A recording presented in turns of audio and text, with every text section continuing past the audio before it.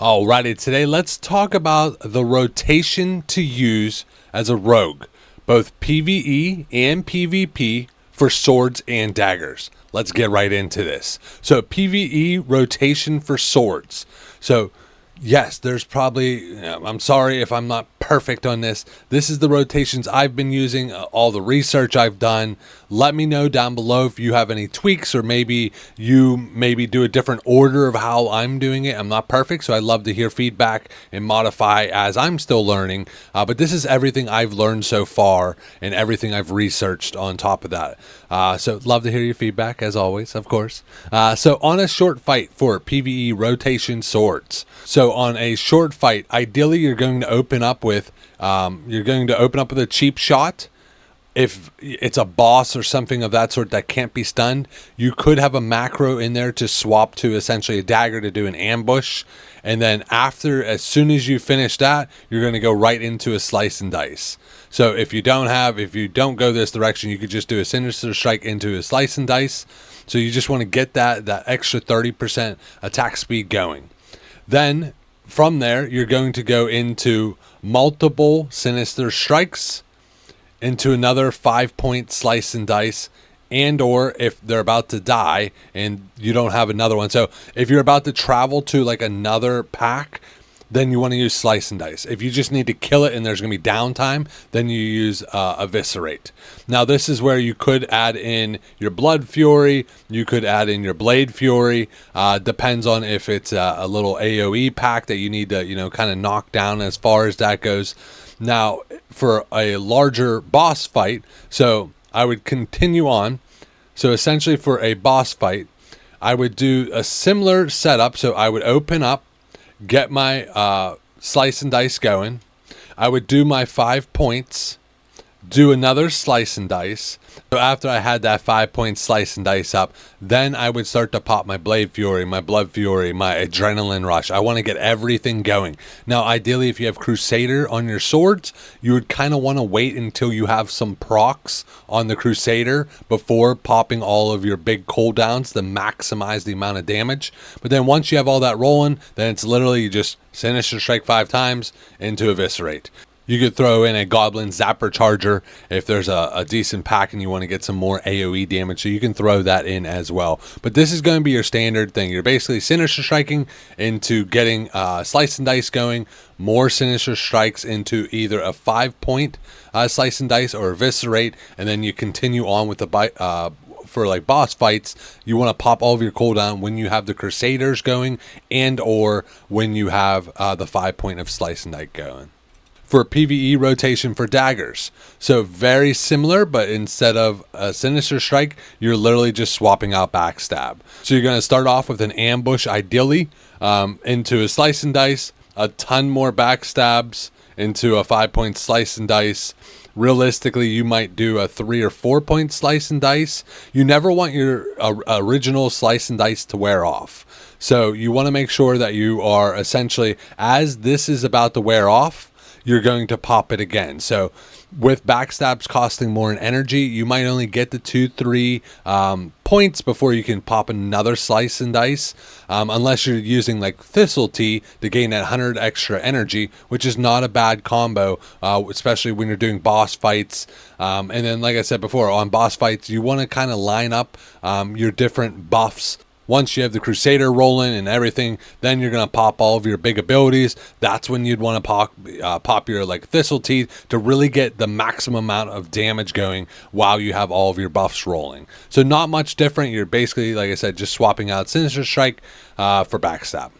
Now, PvP wise there's definitely some variation. It starts off very similar, but it gets more into different variations. So let's talk about the breakdown of this. So for swords PvP, you're probably doing Hemo, cold-blooded Hemo. Specifically, swords is going to be the best for really locking a target down. So with the lower cost of your abilities, is definitely the way to go. So your Hemo is only 35 energy compared to backstab 60 energy, so you could build up a lot more combo points as swords, leaving into much more ability with stun locking. So let me break it down a little bit further. So your opener and everything of that. So you're either going to start off with a cheap shot, most likely. There are some times that you want to start off with a grout or an ambush, depending. Some people like to go grout on like a rogue, so they won't end up going like stealth, or an ambush on like a mage, because they're just going to blink out of your cheap shot. Then you're going to go, and you can pop your Blood Fury early and still be in stealth. I don't mind doing it in the beginning. So essentially, as I get towards the end, if I need to bandage up a little bit, that's when I would do it. So that's not a bad thing if you have that racial. So you're going to go right into that. So you're going from the opener. So you're getting 2 points there. You're getting 1 from the hemo. You're going to go in with a gouge. You could skip gouge and go with another hemo into a blind. Some people think a gouge is very unreliable. That's an option. So you can definitely go that. So you're basically 2 points, 1 point, 1 point. So you got 4 points. You go into a blind. And this is where you could, while they are blind, or before they're blinded. So if you went with gouge, you could do a gnomish death ray for a big hit into a blind. So they don't even have any time to react. You get that massive hit while they're, because it takes, like 3 seconds to wind up right into a blind. You still have 4 points built up on them. You go into stealth, sap them. You could go right into another cheap shot. I like to go sap, just so you have a little bit more time for all of your energy to get 100% of the way up. Now, obviously, you couldn't go gouge or sap, essentially, if you did the grout, because that's doing like a ticking damage. So that is the downside to doing that. So keep that in mind as well as that goes. So once I go in, so I'm at 4 points. Boom, I hit this. This will put me over. So essentially it's 6. And this is where you could do a iron grenade or a thorium grenade into a cold-blooded eviscerate. So you did a full 5-pointed cold-blooded eviscerate, and you hit them with that extra little stun. So it's like they're already stunned. Stun, eviscerate, boom, massive damage. And then from there, that's where like I'd probably pop my Thistle Tea. And then do 2 more, because you're going to be running low on energy right here. So you just used 25 energy, another 35 energy. You could probably do 1 hemo, Thistle Tea, hemo, gouge, and then essentially from there you could do a kidney shot, and then you're still doing a little bit of damage. Boom, preparation, reset it all. You're doing the same concept. Like once you hit the preparation, you're going right into the blind, the stealth, the sap, start it all over. And literally this whole time, they didn't get to play the game. You have them on complete lockdown. The key to Swords PvP is at the end of the day, you cannot let them break the CC. If they get out of like a stun or anything of that sort, everything can be completely changed. Just think of, so if I want to go stealth, I have to, like, I can't have dots on me. So if a warrior gets a bleed on me, or if a warlock gets a spell off on me, that's all it takes, and it messes up my entire process. Another thing to mention as well is with blind and gouge, make sure you have a stop attack macro built in so you don't accidentally hit them and take them out of those CC. So also on top of that, you don't want to have like any weapon that does damage after the fact. So like fiery weapon or enchant where it does like the extra 40 damage. If it procs, it will essentially break the gouge or break the blind. So that's why you would want to have like Crusaders or +5 the weapon damage, like other things that don't have a proc item as far as the weapon goes, or anything where it's damage over time where it makes them bleed for 30 seconds, because that ruins all of your CC. So be very careful in keeping that in mind. But essentially you're just doing afterwards preparation, boom, right into another cold-blooded. Realistically, no one's from here. They're going to go through all of here, and by the time they get here, like, you probably don't even have to kidney or preparation. If you're doing a preparation, you're probably doing a 2v1, or maybe it's a super geared warrior, and that's where you can change out some things, where instead of doing like a kidney shot here, I could do or where up here. So instead of doing the cold-blooded up here, I could do exposed armor. and go that direction. So then I'm setting up for a massive cold-blooded later on. So that's an option to go as well. So for daggers, typically you want to start off same way. You're always going to want to start off with a cheap shot for the most part. You're going to go a sinister strike into a gouge into a cheap shot. The reason you go sinister strike and not backstab is you're basically 2 points, combo points, 3, 4, lock them down. Then you're going to go into, I mean, you might as well, while they're already locked down and you're waiting for more energy to tick, you can hit them with a grenade, which does add to your overall stun. Like after you do so many stuns, it starts to bring that stuff down. But you could easily go into there. You're going to go one backstab, thistle tea, backstab, and then into a blind and kind of reset. That's when you're going to go into just doing a regular sap from there. So I like to go this kind of opener. I know you're not really using your backstab as much until right here. But as far as like you're stun locking them, so you're getting what, a 4-second stun lock in on them. So, well, no, they're doing 4 seconds into another like 3 or 4 seconds into like a 1 second because it will be reduced into a blind. So they're not getting to play much. The big part is the thistle tea.